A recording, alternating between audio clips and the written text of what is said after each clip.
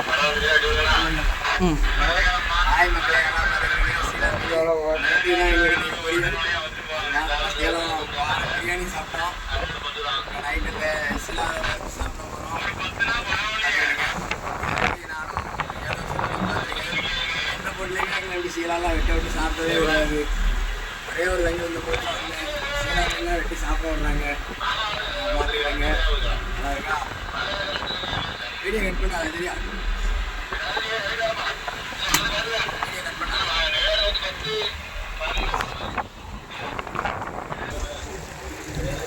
இப்படி தான் வாழை இழக்கிறது.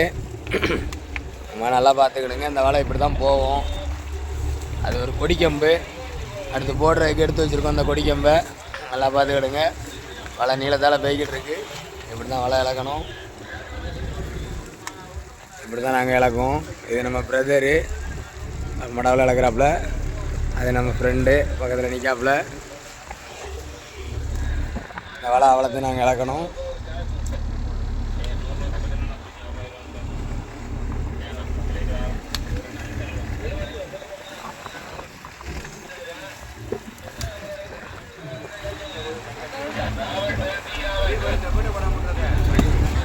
இந்த தப்பை கட்டை தான் வலை மேந்து நிற்கும். இந்த கட்டை இல்லைன்னா வலை ஆந்துடும். இந்த பொடி போய் அப்புறம் வலையை ஒரே ஷேப்புக்கு நிப்பாட்டும். அதனால் இந்த பொடி போய் நிறைய நெடுவாக கிடக்கும் காவியாக. பார்த்துக்கிடுங்க. இப்படி தான் நாங்கள் வலை இழக்கிறது டெய்லி. இந்த கயிறு இழக்கிறவங்க மேவலை இழக்கிறாங்க, அவங்க மடவில் இழக்கிறாங்கன்னு சொல்லுவோம். ஆமாம், இப்படி தான் வலை இழக்கிறது. 2 பேர் வேலை பார்ப்பாங்க, மீதி 4 பேர் சும்மா இப்படி உட்காந்துக்கிட்டு இருப்பாங்க கையை கட்டி. இதான் எங்கள் போட்டு. நல்லா பார்த்துக்கிட்டு சின்ன போட்டு தான். ஒரே ஒரு தங்கள் கடலுக்கு வந்தேன்.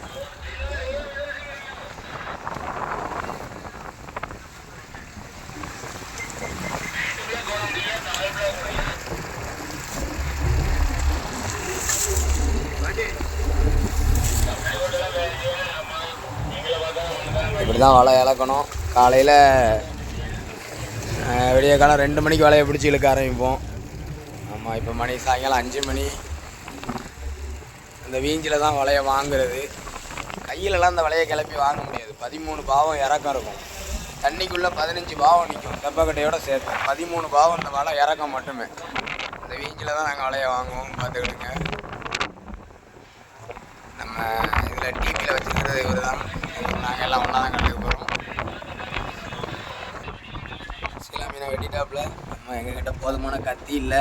அதனால் மீன் கொஞ்சம் செதஞ்சு தான் வெட்டப்படுது. கத்தி தெளிவாக இருந்துச்சுன்னா நல்லா வெட்டியிருக்கோம். எங்களுக்கு நிறைய பேர் 2 கத்தி வாங்கிட்டு வரணும் மீன் வெட்டுறதுக்காண்டியே. நல்லா பார்த்துக்கிடுங்க. சில மீனை வெட்டியாச்சு. வலை இலக்கிட்டு இருக்காங்க. விடிய காலம் வலை வாங்குறத வீடியோ எடுத்து போடுறேன். நல்லா பார்த்துக்கிடுங்க.